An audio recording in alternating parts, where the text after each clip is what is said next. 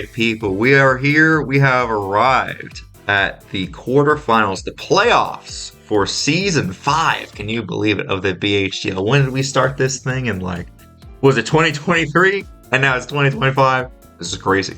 But we're here. The top 8 have made it to the playoffs, and we are going to get into it. I am not alone. I am joined by my fellow commissioners, Brandon and Captain B-Nard. You guys can introduce yourselves. What's up, everybody? It's your boy, Brandon, and I'm here. I'm happy to be here, too. Excited for the playoffs and all that.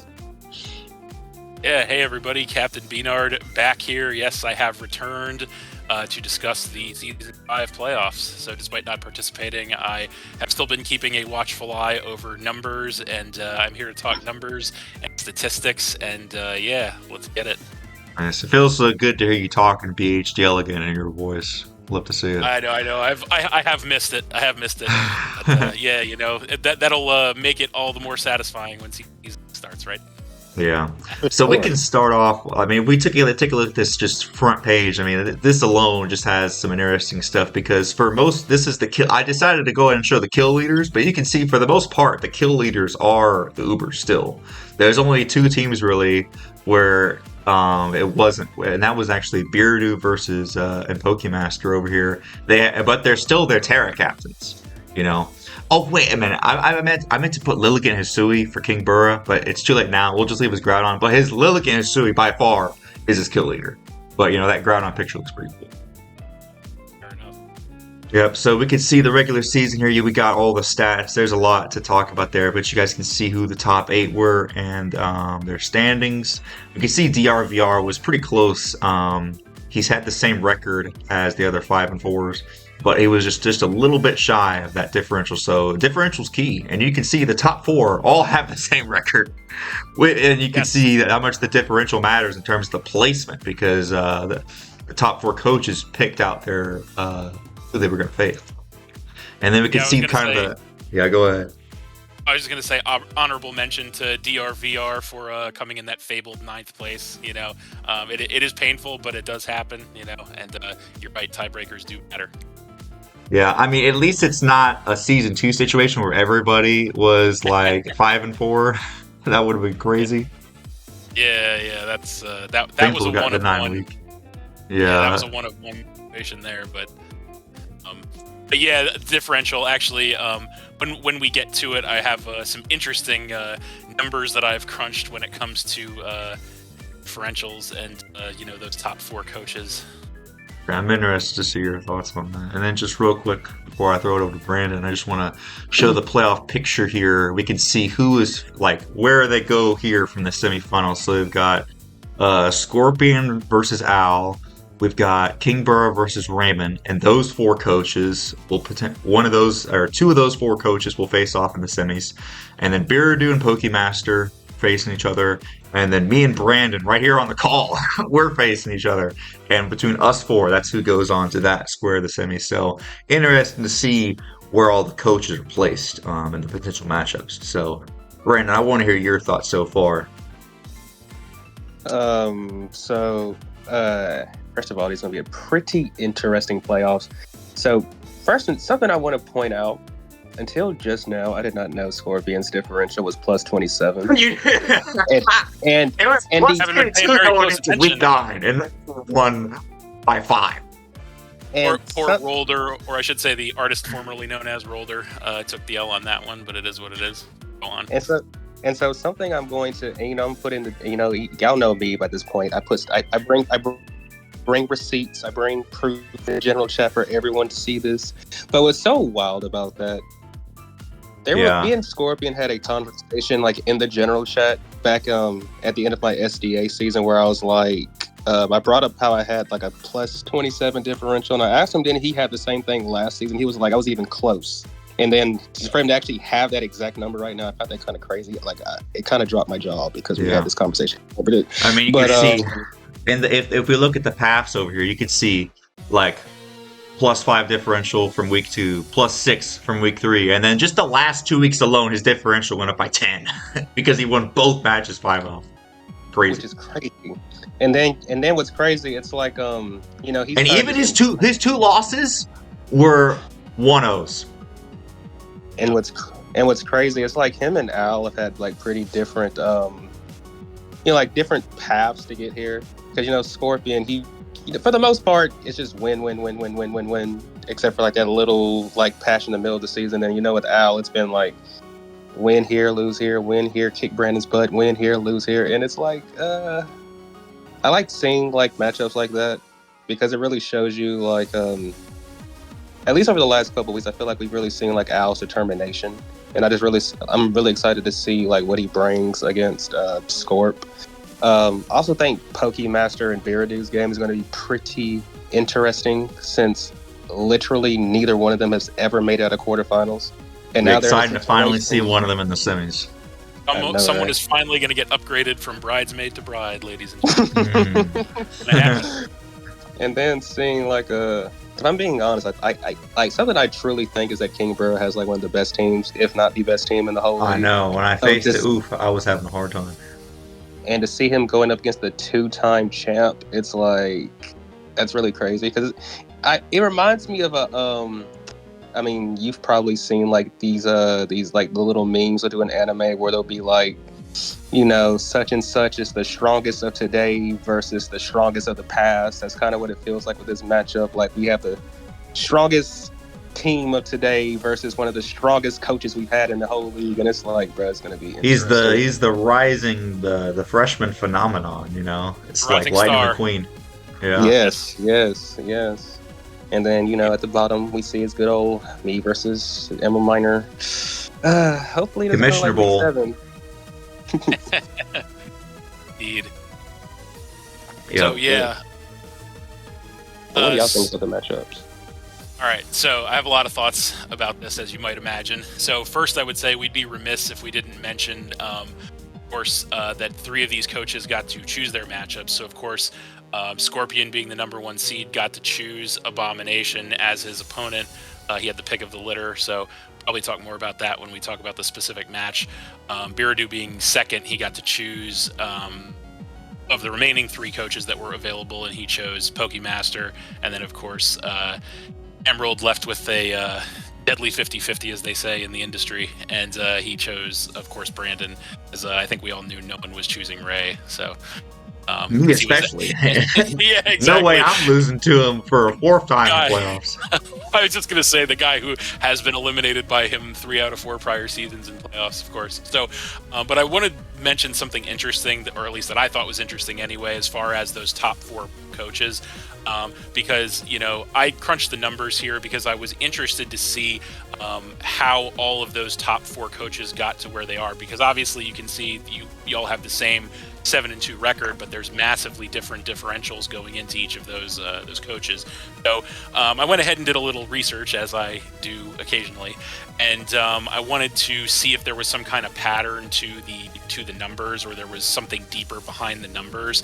And so what I came up with was this. So in scrutinizing these coaches, let's start with Scorpion at the top, right? So obviously last season's winner, coming in hot, #1 seed, plus 27 differential. So the interesting thing that I found about that, though, so he won 7 games, right? Yep. The interesting thing about those games that he won is that 6 of those 7 games that he actually won were against the bottom 6 coaches in the league. So there is an argument to be made that his team may not be as battle tested as some of the other teams here. Because if you compare that to, say, yourself, Emerald, actually, I noticed that you actually had to beat 4 playoff coaches more than anyone else to get into this position, into the playoffs. So I think if you look deeper at the numbers, there's a little more to it than meets the eye. So not to say that anybody had an easy path to get to the playoffs, because I don't think anyone did. But for example, like I said, in Scorpion's case, 6 of his 7 wins were against bottom 6 coaches. So these are coaches that had kind of bad seasons, 3-6 records or worse. And he actually only beat 1 playoff coach to get into the playoffs. Similarly with Biradu, actually clocking in at #2, he's got that massive plus 19 differential, but he actually scored 4 of his 7 wins over those bottom coaches as well, only beat 1 playoff coach to get into the playoffs, versus yourself, like I said, actually beat 4 playoff coaches, and Kingbura actually beat 3 playoff coaches to get into the playoffs as well. So the moral of the story that I'm driving at here is that I think, well, you guys might not have as high of differentials because you guys have virtually the same differential. You and I think you're at +11, he's at +10, right? Yeah, Brandon's at +10 as well. And yeah, Brandon also at +10 with that 6-3 record, very impressive. But for you guys with that same record, I think you guys are a little more battle tested as far as the quality of coach that you've played this season. So that was an interesting thing I noticed that I wanted to call out there. So that's a very interesting observation. Yeah, I was wondering about some of that too myself because I know that I didn't have them highlighted here because last time Biradu had like his own tables that he made and he like highlighted which coaches were in the playoffs. So yeah, I was wondering about that as well. Although, I mean, Biradu's taken on Raymon and Scorp's taken on Kingbura, so I definitely think that they've still had a decent amount of good battles. But yeah, that is a very interesting point to make. I thought so. Anything else, Brandon, you got? Yeah, no. I think I said everything I needed to say for the most part. Yeah. I mean, if you look around, it's crazy, like, looking around, like, it's kind of like rock, paper, scissors because it's like this coach beat this coach, but then that coach lost to that coach, and that coach just goes around and around and around. So it'll be very interesting with the different matchups and the different types of people are battling and how it goes. Let's get into our first match, though. Our number 1 seed, Scorpion, has chosen Abomination, aka Al. What are we thinking here, folks? Well, for starters, Munchlax is definitely going to be the biggest factor in this game. Let's get that for it. Let's not forget the Bronzor as well, the Bronzor. Oh, yeah, this is going to be a Munchlax versus Bronzor showdown. That's exactly what this is. They're both going to bring them, they're both going to lead with them, and we're going to be off to the races. But overall, though, I think like I mentioned earlier, Scorpion and Al have pretty much different backgrounds coming into this game because Scorpion's just been like, he's had his blunders, but it's basically just mainly been win, whereas Abomination has had, he's had to, win here, lose there, and then just crawl his way. Like, he had to basically grind his way to playoffs more so than anyone, I feel like. And, another thing that's like really different about their paths here as well is how Scorpion's Lunala has pretty much been, and what's crazy, he never intends for this thing to just go out here in 6-0, 3-0, 4-0, 5-0, but it just happens because, I mean, it's Lunala, so of course it has to happen. And then we've seen what Abomination has gone through with Lugia. So, to see how they've had different experiences with their Ubers, I've thought that was pretty interesting throughout the season. And I also think like they've been making pretty good use of their captains too. Like Moth has been good for Scorpion, Clefable has been good for Abomination, and then they've been piloting their teams pretty well. And I don't think, did they even play this season, or is this their first time playing all season? This is the first time. Yeah, I haven't played yet. Yeah. So, okay. So, yeah, it's going to be real interesting. Yeah, what do you guys think, though? Yeah, Cap, so what are your thoughts? When I look at this matchup, so I wanted to mention, like you said, this is 2 of our playoff matches here are actually fresh matches, have not happened this season, and 2 of them are rematches from the season. This is one of the fresh matches. Like Brandon said, very different seasons these 2 coaches had. So Scorpion, aside from a couple of blips here or there, has had a very solid season, obviously by the numbers, the best season of anyone.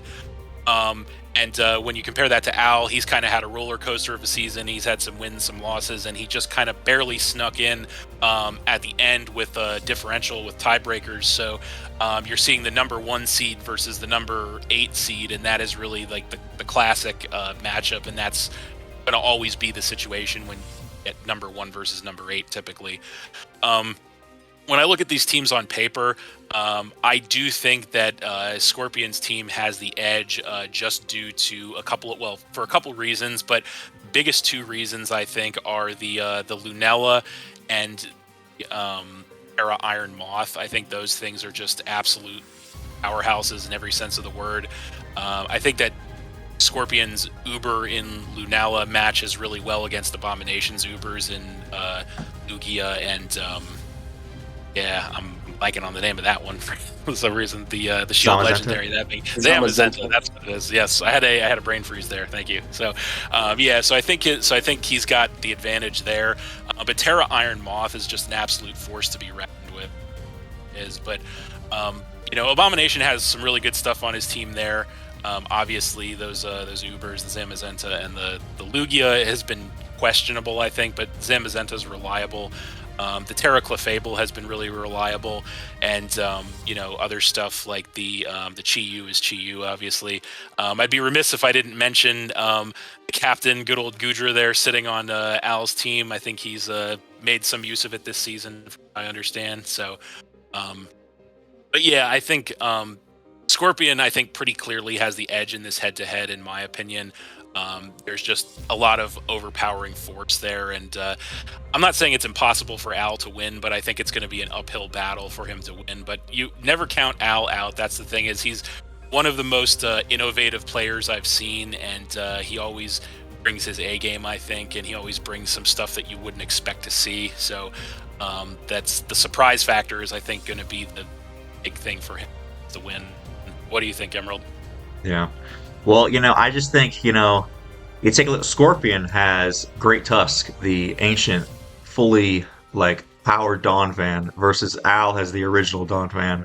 And so I think that's just a little bit of a, representation of, kind of this power imbalance, because you got this Lunala over here, which, from what I can see, just very limited Moongeist Beam switch-ins. I mean, yep. You've got some stuff, but, I mean, you can run AV Goodra, but you can only switch in so many times, you know what I mean? Yes. Same thing with Clefable. And then you've got the Iron Moth, which, like you said, once this thing gets going, it's going to just start mowing stuff down. You can Terra the Clef, but, it's hard to find a good combination, or a good single type to take on both fire and poison. You know what I mean? So, I think it's going to be tough for Al. I do think that they do have some good stuff, though, like the Chi-Yu. The Chi-Yu, if they can be able to start breaking things, let's say the Sylveon goes down, I can definitely see the Chi-Yu start to put in some work. I can for sure see the Zamazenta's faster than everything on their team, so if they can find themselves in an ending game where they can just kind of clean up, just take out Meow, take out Lunala if it's chipped, can just crunch it as long as its Shadow Shell's not intact. Probably has to chip it a little more than that because Lunala's really bulky and it's not a stab attack, but you know what I mean. I can see Al definitely has a path to victory here, but thing is, Scorpion will not make it easy for him. You all have seen how much work Scorpion puts into his team, and of course Al does too. And Al, the great thing about Al is they've got some very unique sets that they like to bring, and that could definitely surprise Scorpion. So I think that he's going to have to lean into that in this matchup. Any other thoughts? No. Yeah. All right. I think I said my piece. Are we taking a final vote of? Yeah, final vote. Brandon? So my vote's on Scorpion. Brandon, what do you think? My vote's on Scorpion as well. Yeah, I hate to make it a clean sweep because I'm pulling for Al to take Goodra all the way, but I think when I look at it on paper, it has to be Scorpion that's got the edge. So my vote would. Sorry, Al, but I'm sure that you'll give us a very good. I'm sure it's going to be a great game to watch. It will be very entertaining for sure. I don't think it'll be easy either. I think it'll definitely be decently close. Definitely. All right, now we've got Biradu versus Pokemaster. Who wants to get into the semis more? And they've also got a carryover from last game. We have the other Donphan form, the Iron Shreds. Very interesting.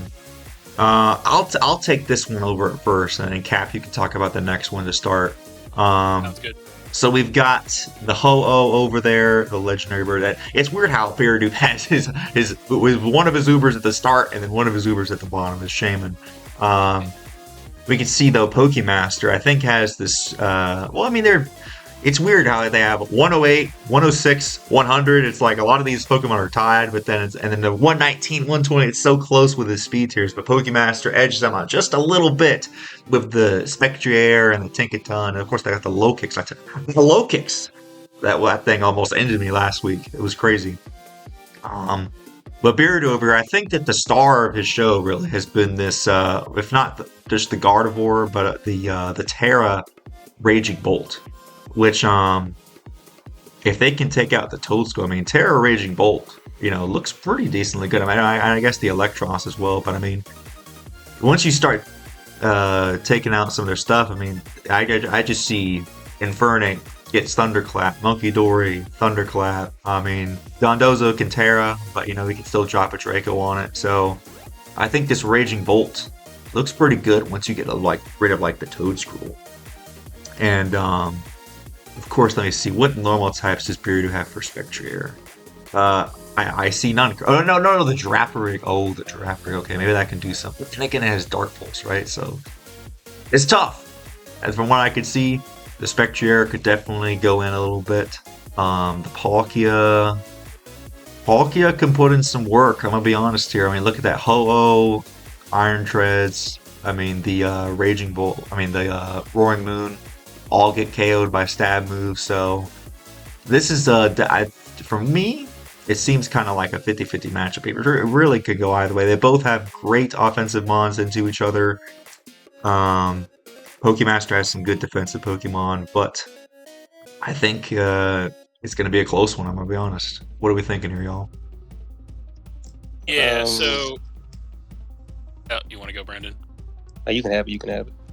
Okay, so yeah, when looking at this matchup, I would be remiss if I didn't mention that we did see this match already this season, so this is a rematch. Oh right, you know what? I forgot all about it. This season has been it's been a long one. In my head. This was back in week 2. Wow. Yeah, so in the first time, and it was close. Pokemaster. Yep, I was just going to say, so the first time Biradu and Pokemaster faced off, Pokemaster was actually one that took the win. It was a very narrow 1-0 victory, but he did take the win nonetheless.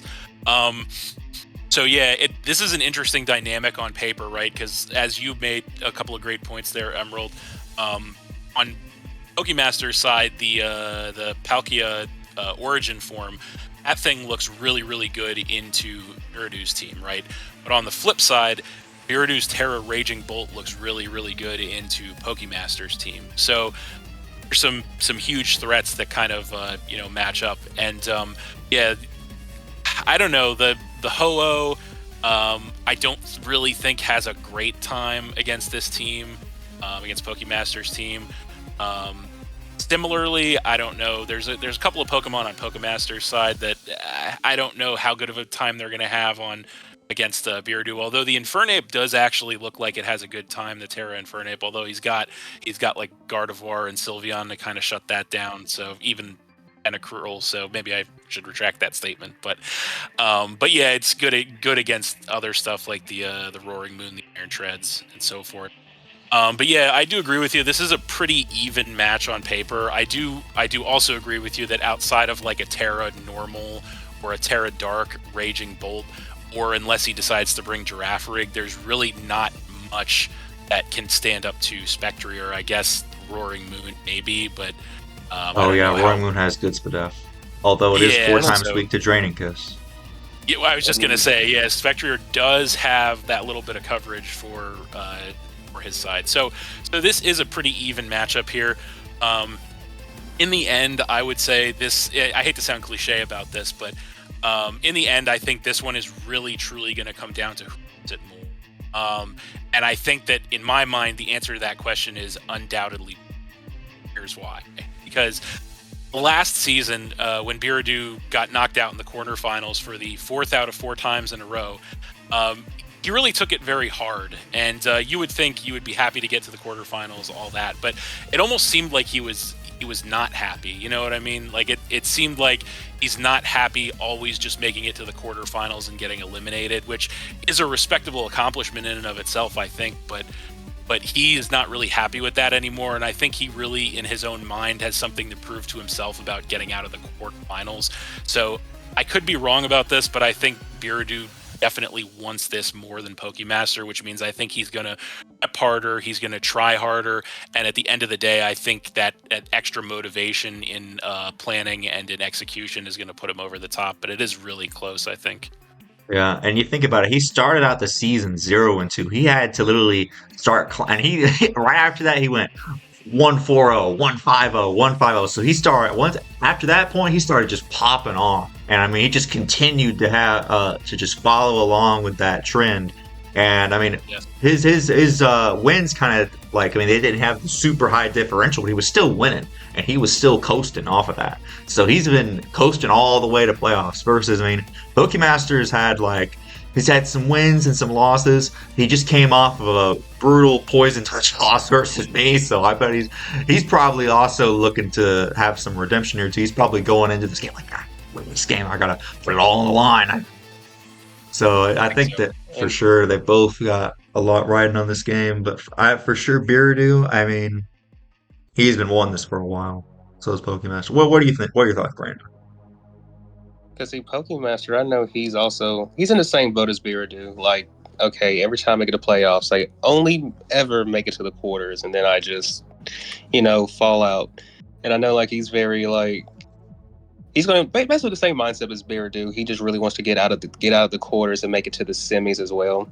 And now, one thing I have to say for Bira, it was bold, but I do respect the fact that he had 3 different options of who he could have faced, and he chose to face the last person that won against him. Because ever since that game, like you pointed out, he's just been winning. He hasn't lost a single game since he lost to Chris. So, to me, maybe he's looking for some redemption, and then just to prove to himself, like, he chose him. That only adds to the motivation of Biradu, I think. And I know Chris, he's a how do I say this in a way that, I'm gonna just say what my heart says. He's about as American as they come. So, you call us out, it's like, okay, you called me out, all right. He's got a lot of pride. He's got a lot of pride, I think, is what you're trying to say. But go on. Yes, yeah, that, and then I know, like, some added motivation, just like me personally from talking to Pokemaster, some other motivation he has for winning this game besides making it to semis. If whoever wins this game is going to play the winner of me and Emerald, and I know Chris, he's very motivated to either A, play me, his rival in the semis, or B, play Emerald again, just because, like, Emerald's been pointing out that poison touch. Yeah, I'm gonna be real. Homie did not like that. So it's like, it's one of those I mean, things. hey, like, listen, man, heal Emerald. I'm sorry. It is a thing. It does happen. Listen, there's a 50%, there's a 40 or a 60-something% chance that I would have lived the sucker punch. I'm just saying, there was some other roles involved. I will say I probably should have played better so that hacks didn't go into that. But we can run it back for sure. Yes, I'd want the run back myself if that happened to me. Yeah, he has a handful of motivations too. So so like Captain B-Nard said, it's gonna just really come down to who wants it more. And dang, I just know both of them are really just ready to make it to the semis and maybe to their first finals. That's the hard thing, right? That's the hard thing, right? Because they both do really want it so bad. I mean, I know I said I think Biradu wants it more, and I do believe that. But I know, and especially with this information you've just given me, I do understand that Pokemaster wants it that bad too. It's like I said, it's the always a bridesmaid, never a bride. But now one of them statistically is going to be the bride. One of them is going to happen for. When is this game happen? Do we know? I have no idea. I have no idea either. I just know it's not. Only thing I know is it won't be on Sunday. Okay. Saturday. I think they're playing on Sunday. I think they play on Sunday. This might be one of like the biggest games to watch of the week, in my opinion. This might just be because it's like they will finally get to find out who makes it to semis. Yes, there's a lot of intrigue behind this game, I think, and I think it's going to be really close because, like we said, Pokemaster did win last time, but just barely. So it could go either way for sure. They're both going to be analyzing that footage like crazy. And I just checked; they're playing on Sunday afternoon. Oh, Sunday. What do you guys all think? The games are. Yes. I think. Also, one other thing we got to mention too is this is going to be the battle of the Tentacruel and the Toad School. Who is the better Toad or the better school? Well, head to head, that depends on who outspeeds who, an Ice Beamer and Earth Power. This might just. I mean, this could just be my bias since Chris is like a really close friend of mine, but I'm leaning towards Chris, Pokemaster.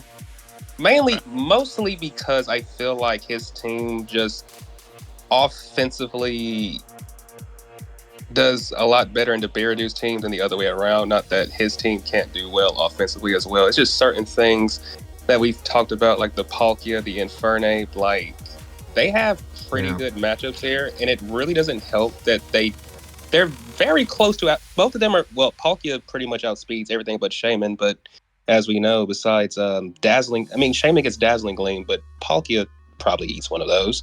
Infernape is pretty much faster than everything after Roaring Moon, who still doesn't want to come in on a Mach Punch. So it's just a lot of things that Pokemaster has going for him offensively that I feel like Bira, because I've noticed when I watch his games, it feels like the way he likes to me, it looks like he's likes to preserve his differential because he tends to have answers for things.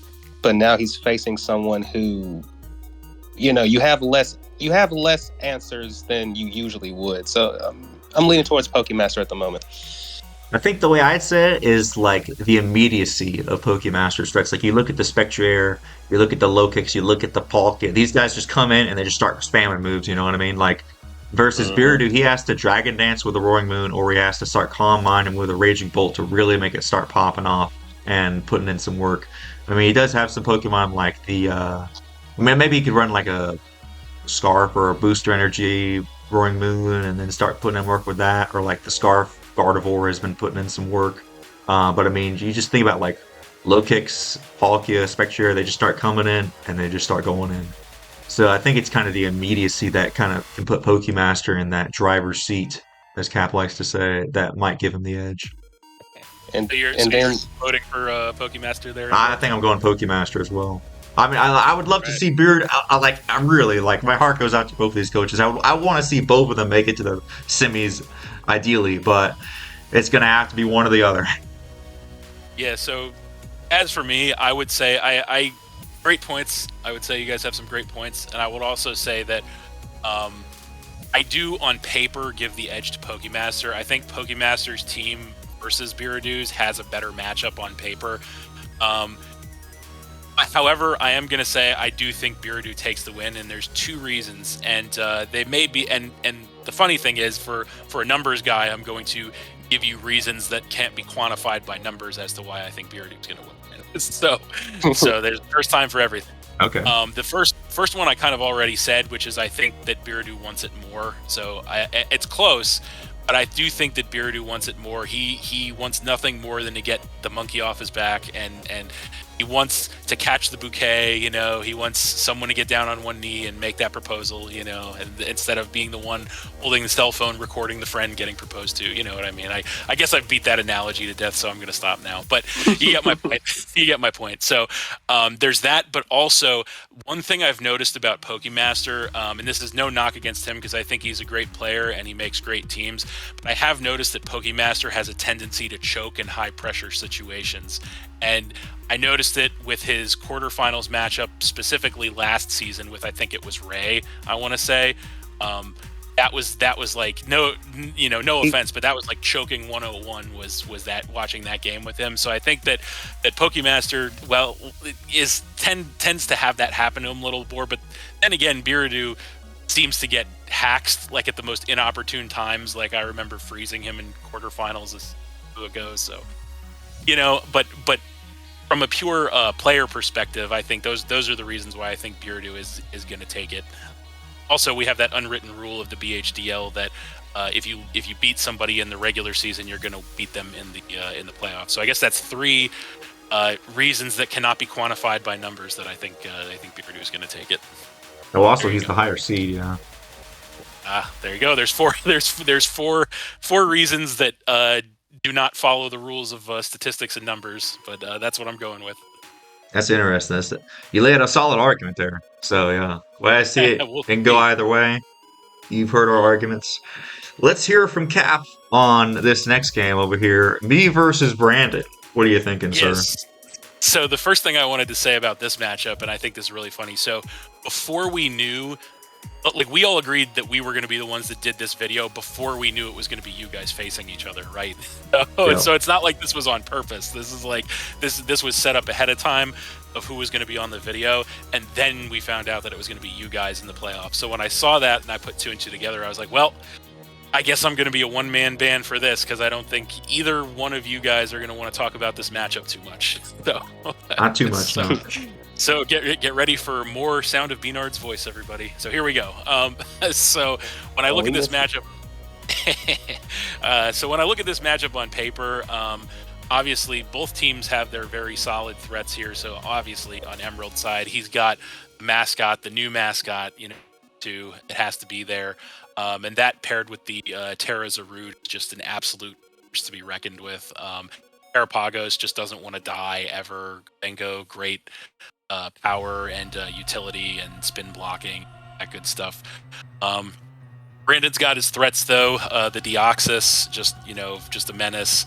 Dialga can be a menace. The Terra Cinderace, that's we should have known that Brandon was going to take the opportunity the one time he could get Cinderace to be his Terra captain. Not that there was ever a question that Brandon was going to get Cinderace on his team, but of course it had to be the Terra captain the one time it could be. But yeah, the Ting-Lu is a massive threat too, obviously defensively, setting those hazards, of course. Rotom Wash, very, very reliable. Pheasant Dip, very reliable. Got to shout out the Drifbloom, Terra Captain Drifbloom. We all know what that reminds us of. Joey Fontaine. But, there's that. Just couldn't resist yourself. Had to, really at least. I'm surprised it didn't come up until now. I know, right? We're what, like 40 minutes into this, and I haven't mentioned it. So, well, no one drafted Wigglytuff, you sons of bitches. Anyway, but more to the point though, these are two really solid looking paper. Now, I would be remiss if I didn't mention that, of course, this is our other playoffs match that did already happen in regular season. That was what, week 7, you guys said. So, Yep. Not too long ago, and unfortunately for Brandon, the results were pretty lopsided of that game. Was I believe a big 5-0 victory in Emerald's favor? Was that matchup? It was. So that's obviously that can be telling, right? Now that's not to say that Brandon can't win, but in my mind, that's kind of a telling. I'm not 100% sure what happened in that situation. The big part of it was that Brandon just did not expect my Darkspawn and just did not have a lot of stuff for it. Because in theory, the team I brought, over half the team could have, Dialga, Flash Cannon, Cinderace, Skunk Shot. I had at least 4 Mons. Ting-Lu, Heavy Slam. Like 4 of my Mons had coverage in theory that could hit Darkspawn, but I just did not bring a single one of those moves, and it just walled my team for the most part. Actually, just straight up, it walled my team. That's what it was. Well, thank you for the refresher. I appreciate it.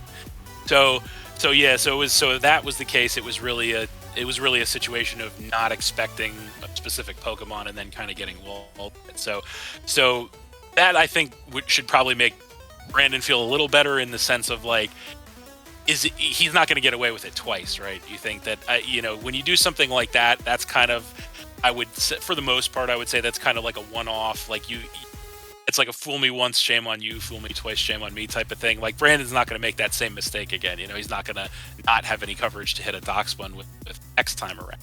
Surely, But yeah, it's hard to kind of pick a winner in a sense because I see stuff on Emerald's team.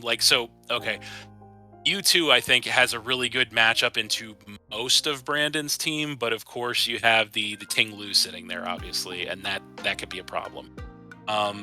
Even Dialga to an extent, although I think Mewtwo gets fighting coverage, obviously, but it's not going to do really as much to Ting-Lu thanks to the Vessel of Ruru. So there's that. Terrazarud also looks really good into Brandon as well, but there are answers for that too. Like the Pheasantipity, I believe, is a pretty good answer for that. So on the flip side, I do think that Terra Cinderace looks really good into Emerald.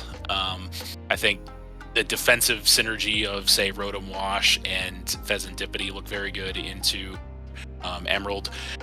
I would say if you size up Ubers versus Ubers on this team, it's pretty close, honestly, because I feel like Mewtwo probably has a better time than Deoxys and Dialga, but it's pretty close, honestly. So I have to say, looking at these teams super close on paper, I have to say that I give kudos to Emerald for being able to pull the wool over Brandon's eyes and kind of catch him off guard with that that Doc Spun in the first time they faced off. But yeah, it's a tough one. I do feel like if I was pressed, I would say I think Emerald probably has the matchup on paper a little more than Brandon does. Just because, like I said, that Mewtwo looks really good. Aside from the Tinglu, if Tinglu goes down, I feel like Mewtwo's just gonna go crazy. Similarly with Terrazarud, I feel like if Pheasantipity goes down, or maybe even if he brings a Terra to deal with Pheasantipity, that Zarud could go crazy. But you can't count out that Terra Cinderace either. That's definitely a big X factor. So, but yeah, I guess the moral of the story for me is it's real close, but I think Emerald probably has the edge here. But would either of you guys care to give your thoughts, limited as they may be, to this situation? Yeah, I think I'll just say, you go ahead, Brandon. Well, all I'm going to say is I think Emerald has the edge too. But what were you about to say, Emerald? I was going to say, this is the battle of the Rotoms. We've got the Rotom Heat versus the Rotom Wash, which I will say, get a bit of a behind the scenes backdoor deals during the draft. I was watching this poor man Brandon just get sniped over and over and over again. And of course, he's at the 16th position. So I was like, man, he didn't really get the Uber he wanted. At least he got his... well, at the time, he didn't have his mascot. He made a deal to get his mascot back from Pokemaster. I was like, man... I was like, looking at his team, I was like, based on because he had this fire type and a grass type, I'm like, he's probably going for Rotom Wash, this thing. So I was like, are you going for Rotom Wash? And he's like, yeah. I was like, oh, you know what? I was going to take it, but buddy, have your Rotom Wash. I'll switch over to Rotom Heat and get Quagsire instead. So that's how that went down. So it's interesting that we're getting to face off now, the two Rotoms potentially here in the playoffs. And one thing I do want to say about that, I'm actually shocked that... So, and I might have mentioned it. I think I've mentioned this like several times throughout the season too. The only Pokemon on my team at this very moment that made it from my original draft plan was Hitmontop. The other 9 Pokemon were just okay. I got sniped, and so what's here? So I just got to say the fact that I'm actually shocked I made it to playoffs with a team where not 90% of it was just backup picks. But well, not even just made it to playoffs, but convincingly made it to playoffs too. Let's not forget the 6-3 record, a very convincing showing there. Yeah. Let's not forget that for a while, Brandon was the only one that was undefeated at one point. He was at the number 1 seed. 5-0. Yeah. 5-0, number 1 seed at one point. We'd be remiss if we didn't mention that. Good point. Yeah, man. I'm just happy to be here because I haven't been to playoffs since season 2. Season 3, yes. No. Season 4. You know what I? Yes. You know what I think I realized? I think it's whenever B-Nard's not in playoffs, Brandon's in playoffs. I think that's what it is. That's literally there's literally. Wow, I just thought about that. That's crazy. I just thought of it too, but yeah, there you go. It never fails. So. Okay, interesting line of logic.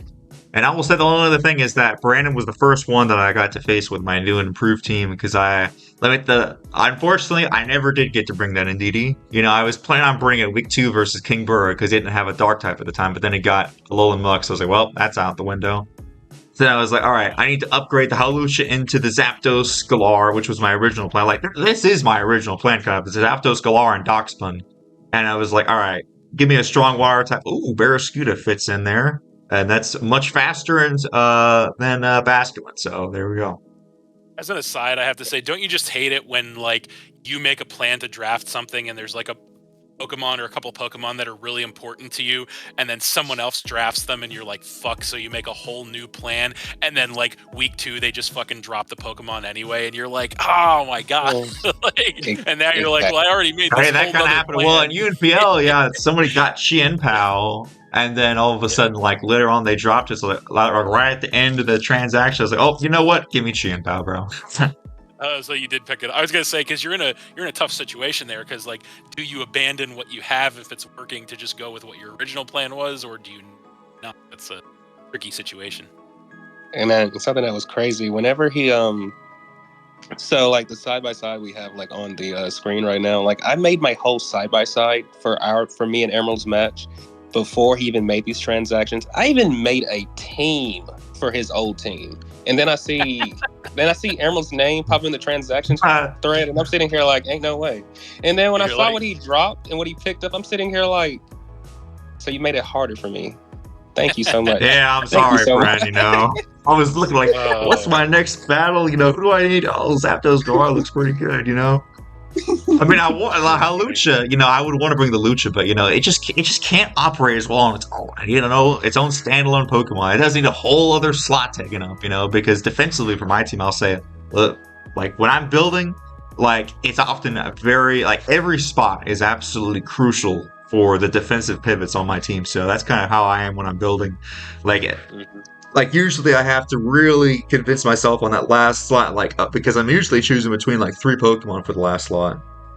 But yeah, gotta check all the boxes. Exactly. I but I will say I do wish the best of luck to both of you, and I think it's going to be a close game.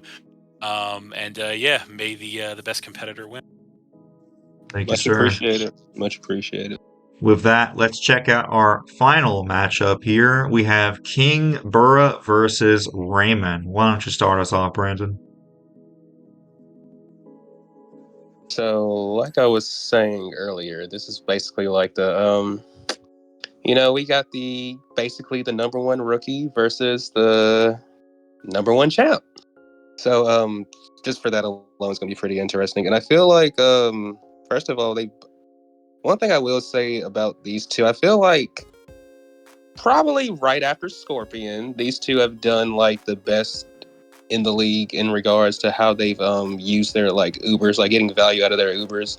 Because it feels like every game Kingbura is getting value out of Groudon, and then Raymon, he's always getting value out of Chin-Pao, and in particular Giratina, who, if I'm not mistaken, is his kill leader, if I'm not mistaken. Yeah, I double checked and it was. So yeah, he's been definitely getting a lot of value out of that thing. And then even on Kingbura's side, like with his, like he's been getting a lot of value out of his Terra Cap, in particular the Lilligant, who's just been a freaking monster. But yeah, same for Raymon with his 16 kills. Yeah, that thing.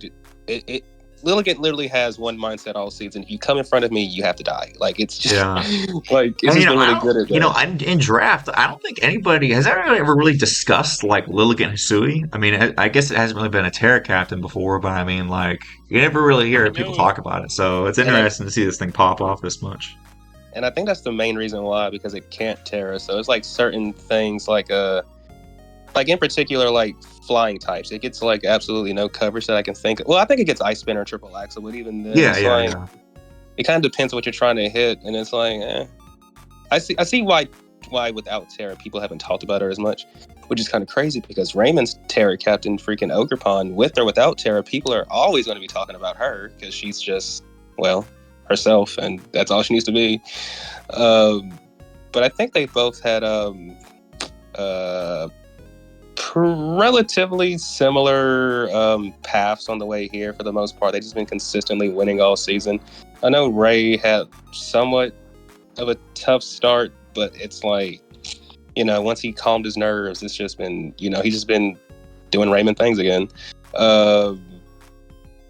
Going into this matchup, I feel like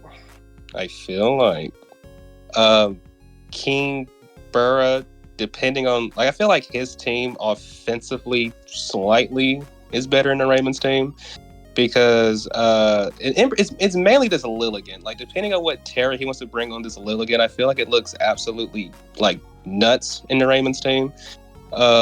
Especially, I remember like earlier in the season, we saw this thing one-shot a freak. I can't remember it actually one-shotted Palkia, or it was just brought to our attention it could have one-shotted the Palkia, which is pretty crazy to think about when you look at that thing's bulk. And then what else was it? But now I will say that Kingbura, maybe I'm crazy, but I feel like him bringing Sun to Raymon can allow depending on kind of Blaziken, because I know speed boost is allowed, and I feel like Blaziken after like certain things on Kingbura's team goes down, I feel like it has like the worst matchup, and I feel like it'd be very threatening, especially since he's bringing Sun. But I think it's gonna be a pretty interesting matchup. But what do you guys think? Emerald? Yeah, for sure. I was gonna say that, Sun could actually help out Raymond a little bit. The Blaziken, the Sandy Shocks. I mean, even things like the I don't know, like the Jirachi. Like they have moves that they can use that can take advantage of the Sun.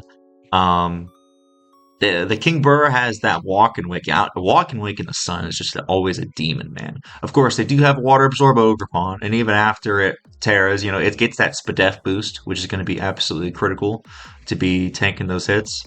But to me, walk and wake is the type of Pokemon you bring in, you hit them with a move, you get out, you pivot into something. Well, who do they have to pivot into Ogerpon? I guess the Weezing. They don't really have a whole lot.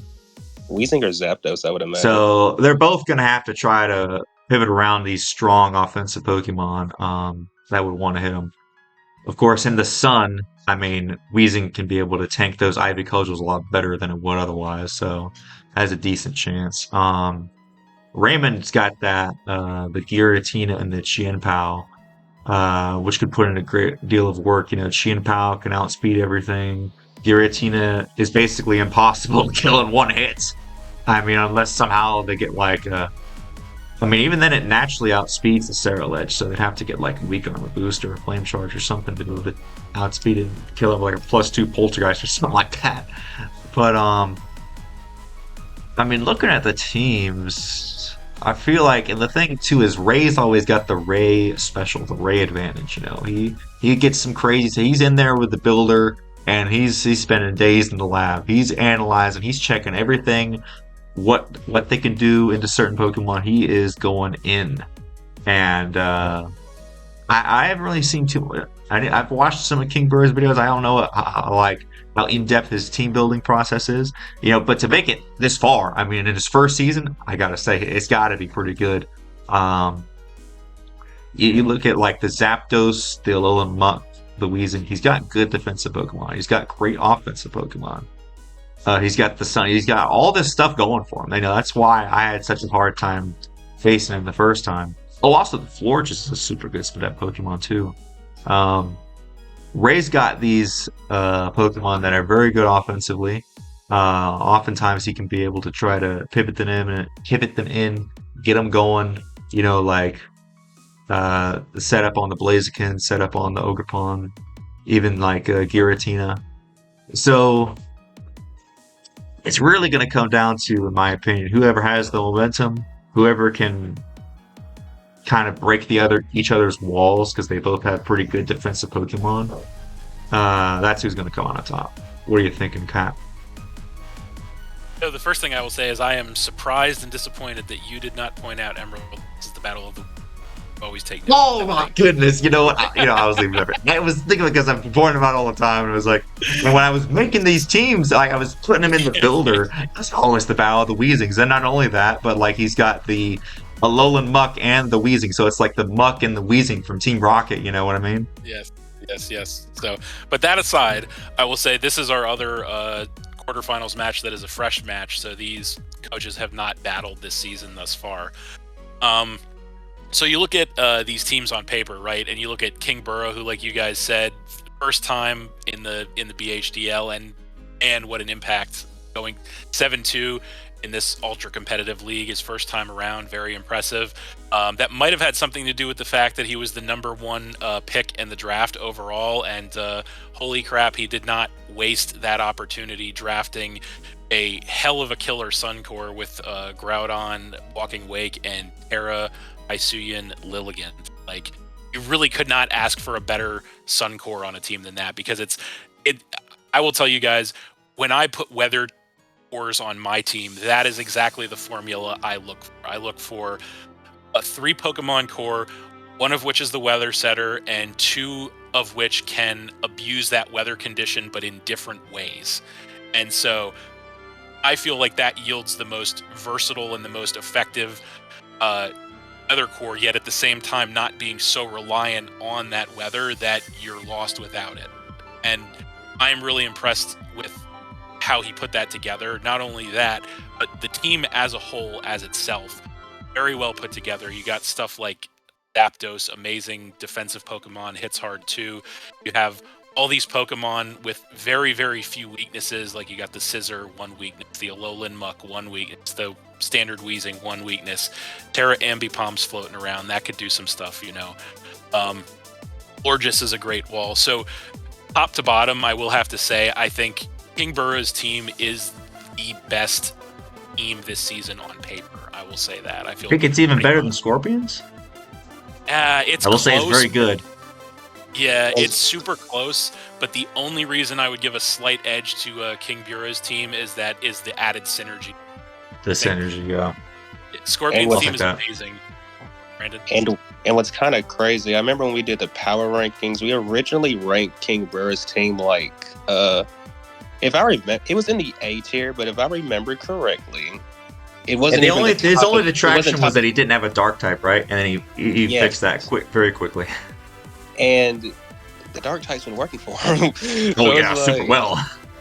Alolan Muck, yeah, you can't go wrong with Alolan Muck. So yeah, I think you look at his team, and there's just Cerule Edge hanging out there too. It can benefit from the sun, but it doesn't have to. It doesn't even have to be there, you know. And it's just, like I said, amazing team building put together. Not to take anything away from Ray, because we all know Ray is Ray, you know. I don't need to say any more about that, but obviously he's historically been the best player in the league. But it's been very interesting for me on the outside looking in this season to kind of see I don't want to say how do I put this? I don't want to say like the collapse of Ray, but like in a sense, almost the collapse of Ray this season, right? So like, this is the first time in 5 seasons of Battle Hub Draft League that Ray was not only not in the top 4, not even close to the top 4, and was a whisper away from being eliminated and not even making it to playoffs. So I think the adjustment from Ray going from standard competitive play that he's very used to and very good at to an Uber's high-tier Terra scenario, you really see that. And he's had a very roller coaster season, which is very uncharacteristic of him. So I think it's been very interesting for me to watch kind of like the you know, this different scenario for Ray, because he's been very dominant every other season. And like I said, this season he was very close to not even making it to playoffs. If he would have lost his last match, he wouldn't have made it to playoffs. So right on the razor's edge. 5-4 record, still a good record, obviously. But yeah, and his team, I would say Ray's made a lot of transactions this season. So his team has changed quite a bit from over the season. But he definitely has a lot of big threats on this team, obviously. And the ones that really stand out to me are obviously the Shen Pao, obviously the Giratina, obviously the Galarian Weezing, and the Terra Ogerpon. You know, that's the Wellspring Ogerpon, obviously. The one criticism or nitpick that I have with that is the fact that Ogerpon, like, so one of the biggest benefits of Terra, right, is that you can either catch your opponent off guard with it, or, you know, you can get additional coverage with the Terra by, you know, using, say, like Terra Ground on a Pokemon that doesn't get a ground move, so now it has ground cover, right? And with the Ogerpon forms, obviously there's other benefits to Terra, right? But the surprise factor is removed from that scenario, and the ability to gain extra coverage from those moves is also removed from like Terra Blast. So I think that having like a Terra Ogerpon is, in my personal opinion, it's not an optimal way to run a team. Now I understand why he did it, and I don't fault him for it, because obviously he loves, you know, Ogerpon Wellspring. He wanted to use it. He wanted to be his Terra captain. I understand that. But it's not really the most optimal way to team build, in my opinion, just because you give up a lot. Now, you're right, you get the special defense boost as well, which is helpful. But predictability is usually always a bad thing when it comes to games like this, in my opinion.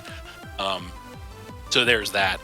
I'm not saying Ray doesn't have a good team, because I think he does have a good team, But I will say, and this is probably the first time that I ever find myself saying this, is that I think that on paper, I think Kingbura definitely has the edge against Ray. Because just that Sun Core. So you guys talked about the Sun Core, right? It's interesting to me because it seems like there are some Pokemon on Ray's team that would benefit from the Sun being up, but there's also Pokemon that would not want the Sun to be up, right? It's kind of 50-50. So obviously, biggest number one Pokemon on Ray's team that wants the Sun up is Sandy Shocks, right? So Sandy Shocks is going to get that photosynthesis with the Sun up. I think Kingbura has to be really careful about that, because I'd say there's probably about a 101% out of 100% chance that Ray brings Sandy Shocks to this game. So yeah, and he would, be smart to try and take advantage of the weather condition that Kingbura is obviously going to set, right? So that's one that benefits. Blaziken, like you guys said, that benefits from having the Sun up as well. That extra power boost on the fire moves. On the flip side to that, though, Ogerpon Wellspring does not want the Sun up, right? Because those Ivy Cudgels are not going to do damage with the Sun being up, right? So that's a negative. Jirachi is not going to want the Sun up either, because it's not going to live fire moves with the boosted damage output with the Sun being up. So I think that's kind of like a careful double-edged sword that Ray has to navigate in this match between, trying to make use of Kingbura's Sun, but also not get hurt too much by it. Additionally, it's additionally painful for Ray because aside from Kamala, which is it's an okay Pokemon in its own right, but at the end of the day, it's a Kamala, right? His only Terra Captain is that Ogerpon Wellspring, which is going to be hurt by the Sun being up. So I think Kingbura has the edge on paper here. However, I of course have to tell you guys that Ray is Ray. Like I said, we all know Ray has won this league twice before. He is one of the best players I've ever seen through and through. He might be having a rocky this season with the adjustment to Ubers and high tier Terra, but it's really hard to bet against Ray because he's shown us time and time again that regardless of what the odds are on paper, he finds a way to win. So that being said, this is really a toss-up, and I would go back to something Brandon said, which is that this is really a matchup of like the new rising star, guy who's really at the top right now versus guy who has historically been on top in the past. So it's a really interesting clash between the two of them, I think. I will say, just to push back a little bit, because I feel like even though you say like he's had to adjust to high tier Terra and the Ubers, I feel like we've all had to do that. So I feel like we're all kind of experiencing that. I think it's more so like I was experiencing it last season, a little bit this season, just like burnout, like just having to consistently maintain that high level of expectation. And you guys saw whenever I was not feeling it last season, in the having to barely scrape by to get to the quarterfinals. I was like, man, I just don't feel like my team's that good, and all this stuff. He might just be having a little bit of burnout, I think, which with anybody would have. Having to try to keep on maintaining that level of excellence that he always does. But I do think that he's bouncing back though, and I think that he's gonna like I say about playoffs. It's like a new season. It's like a fresh start. Everybody is on the same playing field. Everybody, it's what's it called? Single elimination. You win or you lose. So I think in that environment, that Raymon has always done fairly well in the playoff environment. So I think he's gonna bounce back here, and that's why I do think that he is a little bit favored in this matchup. I think that he's gonna try to prove himself even more in this match. It will be interesting because I know that obviously Kingbura has some. He's got the Sizzler for the Chien Pao. He's got the defensive threats. He's got the Sun to help boost synergy with the synergy of all of his Pokemon. But I believe that Ray is going to find a way. So we'll see. What do you think, Brandon? So I think when it comes to Ray, it's not so much the format as much as like Emerald was saying. It's like the expectations. Like everyone expects him to do good, and considering I can sort of relate from this season because I remember going into week 6 when I played Ray, I was 5-0, and I remember. Actually, I think it was Kingbura who pointed this out. I made a statement earlier in the season that by the time we get to week 6, so after week 6, there would be no more undefeated coaches. I didn't know at the time of me saying this. Obviously, I was going to be 5-0 and having to play Ray for week 6. And Kingbura pointed out, like, you're a week away from proving yourself wrong, and I'm just sitting here like, wow, like that's crazy. That's a lot he of remembered pressure. You saying that, and then you proved yourself also, right. And it's also like, thank you for the pressure. And but then it's like, and then for like the following weeks after that, like I played Emerald, I played Owl, and it's like a lot of pressure because I know I'm playing like these really tough coaches, and like I started the league off strong, so I know people want to see me continue to be strong, and people are, throughout the season I've had people comment on how like you're doing really good, but what's crazy, I actually don't like it when people compliment me when I'm doing good because it I don't know what it is. It just puts like mental pressure on me to like continue to do good. It jinxes you. It makes you get in your own head. I understand that actually very well. And I feel like the same thing has happened to Ray, except in his case, instead of it being in my situation where it's just throughout the course of a season, for him, it's just throughout the course of his career. He's historically, like B-Nard said, been the best coach in the league. And I feel like this season was just the season where it finally caught up. Like the pressure is just getting... Well, it's a thought, and it's just something I know from talking to Ray. Like, like everyone expected him to do good. That, that does weigh in.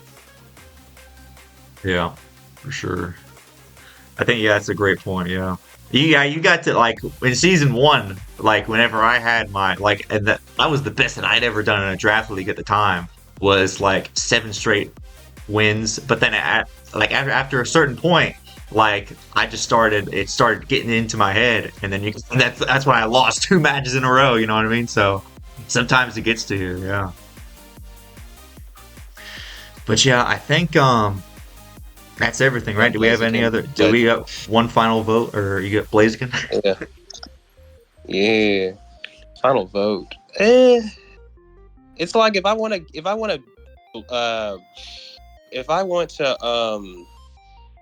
how do I say it? If I based it off of the matchup itself, I want to give it to Kingbura.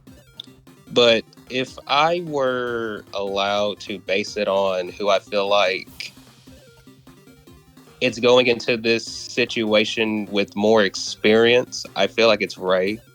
And I think we've seen time and time again how much experience can really take someone, because we have some coaches in our league now who they have pretty strong teams, but they're still at the bottom of the league, probably because they've just been playing like more experienced players despite having really strong teams. And I feel like that may or may not be a factor in this game, because something B-Nard pointed out about I believe it was Scorpion, when he was talking about how a lot of his wins came from some of the bottom teams. And I know, like, even with like Kingbura, like he's played some teams that have made it into playoffs and have won, but a lot of his teams, he, like, for example, like Cody, Prater, H.I.M, DRVR, he's played several people who haven't. They're not in playoffs, but he's also he played me and he destroyed me.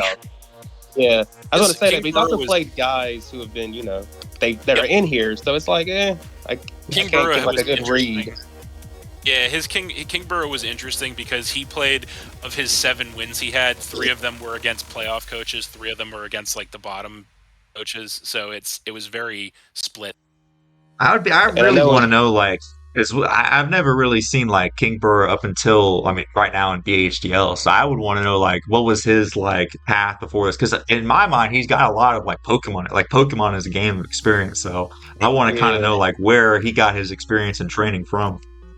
Yeah, I actually do wonder like what his like overall draft experience is, because I still remember season 1 how transitioning from Smoke On to draft, like, I thought it was going to be like, rainbows and lollipops everywhere. BHDL 1 was your first draft league? First draft league ever. Wow. And you went straight from that. You really fell down the draft rabbit hole, because you're in all types of drafts now.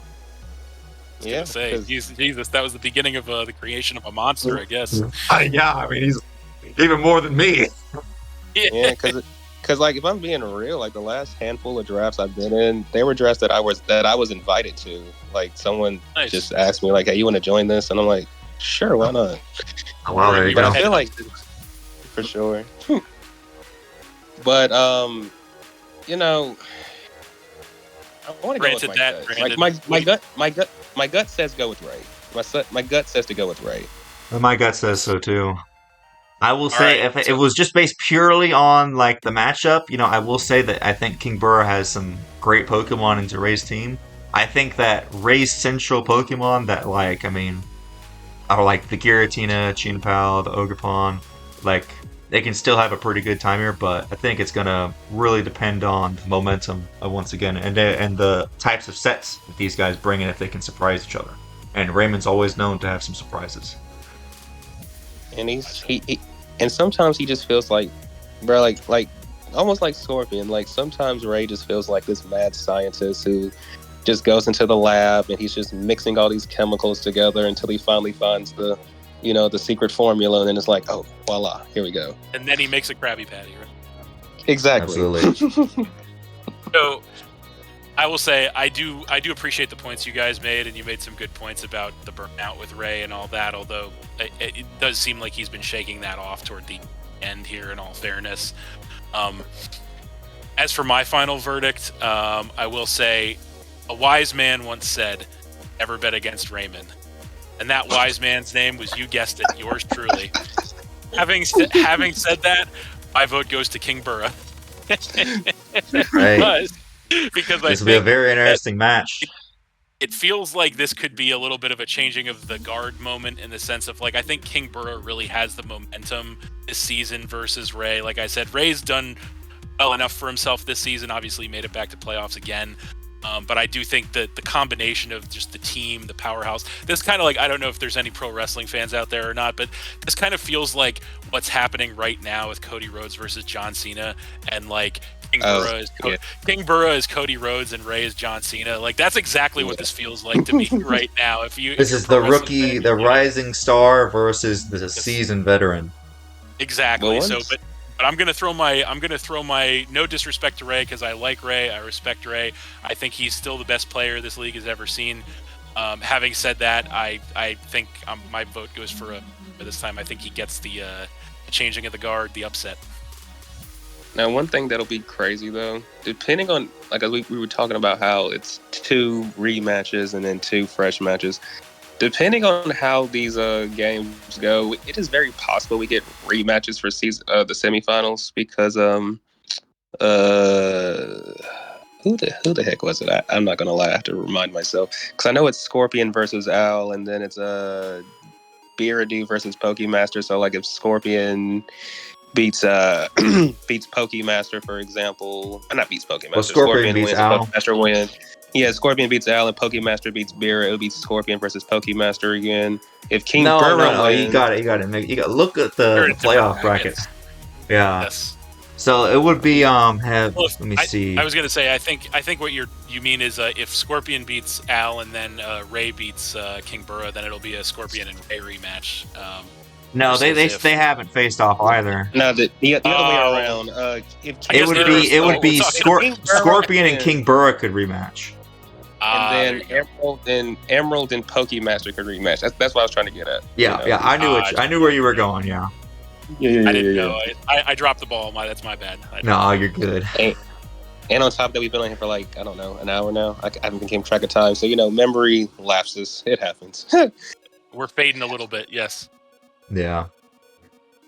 You guys have, before we sign off, do you guys have a final prediction of who of these 8 coaches is going to win and take home the Season 5 championship? Well, I mean, if we go based off of the standings, I think Scorpion has a pretty good shot.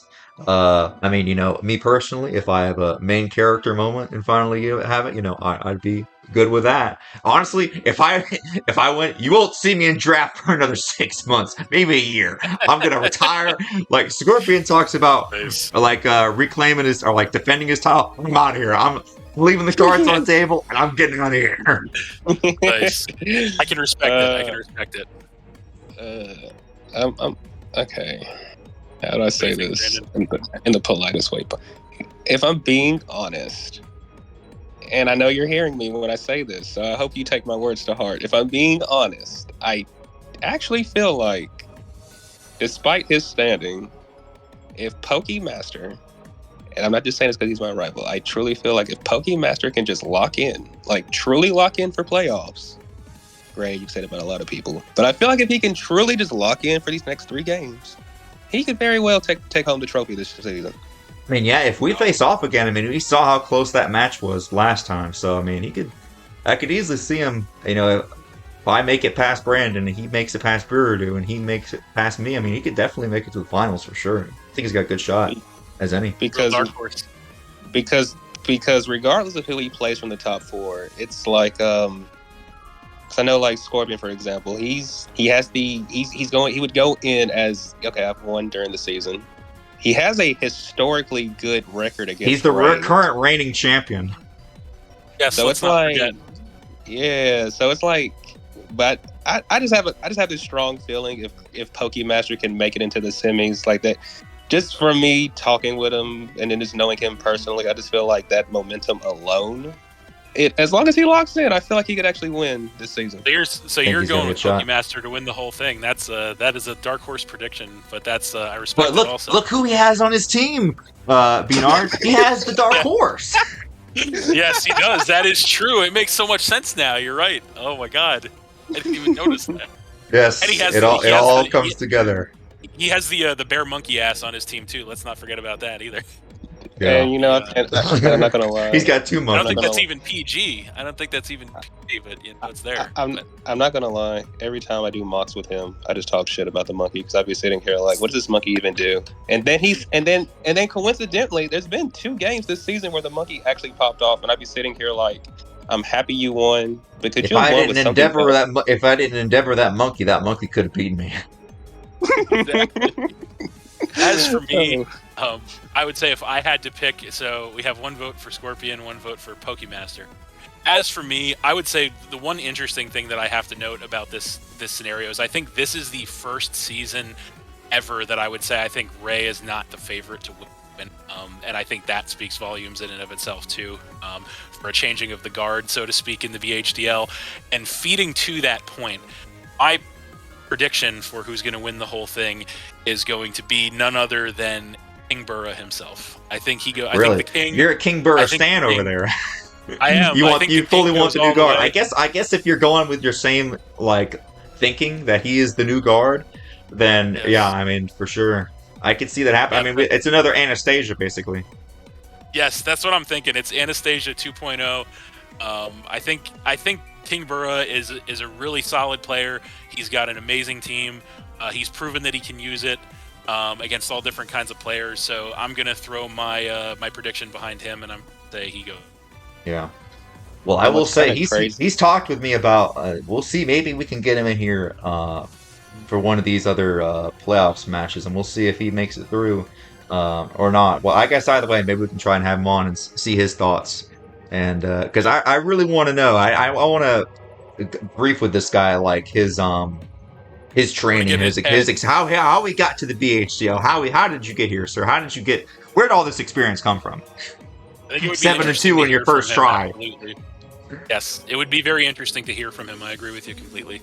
Yeah, and it would be interesting if it was like a repeat of the Anna situation, because I know like Kingbura played Scorpion earlier in the season. If I remember correctly, Scorpion won like 3-0. So I know that Kingbura, if he does play Scorpion again, it's like he has to really think about how he's going to overcome that, because 3-0 is, I think we can agree, 3-0 is a pretty good margin. It's a decisive victory, absolutely. But at the same time, I do remember how Anna, she lost to the best, not really. She lost 5-0 the week before playoffs. Yeah. She plays him in quarterfinals, and if I'm not mistaken, she beat him by the same margin he beat her by. So it's like... Yeah, it was crazy. And going into that game, we all thought that the best was the dark horse. And we were all rooting for the best. I could be... How wrong we were. I could be completely off base, because I seem to recall... in one of those seasons, I think it might have been that one, I think I said the best was going to win the whole thing, and then he went and got smashed by Anna and quarterfinals. So who knows? Maybe my endorsement doesn't mean anything. Maybe it's a curse. I don't know. if it is, I apologize to Kingbura. That if I either way, we want to have you on. Yes. We need it. We need the Kingbura special. We need the Kingbura interview. There you go. Make it happen. All right, I think that we've got everything covered. This was a great time. I will say, before this, I was very tired after a long day of teaching these 6th graders, but now I am super hyped for these playoffs. These are all 4 very intense games, and I can't wait to see where this goes. Any closing thoughts? Man, I'm out of thoughts. I'm out of thoughts. What about you, Kat? I am interested to see how it plays out. That's my final thought. Is no matter who wins, who loses, I am just interested to see how it all holds. Right. So with that, stay tuned. Check out the coaches in the description of the channels for each of these playoff games. They are going to be intense. It's going to be a bloodbath. With that, we will see you guys in the next one. Bye bye. Peace out. Later.